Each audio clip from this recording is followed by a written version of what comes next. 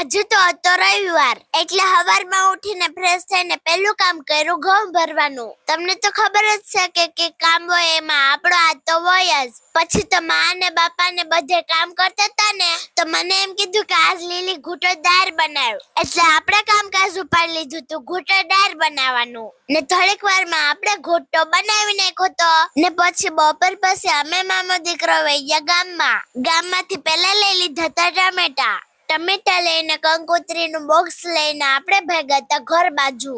ત્યાં તો હામાં ભૂરા મામા જીનકુ ટ્રેક્ટર લઈને બેઠા હતા ને થોડીક વારમાં આપણે કંકોત્રી લઈને પૂગી જતા ઘરે ને પછી કંકોત્રીનું અનબોક્સિંગ કરી લીધું તું. જો તમને અમારે આ કંકોત્રી કેવી લાગી જરા કમેન્ટ કરીને કહેજો.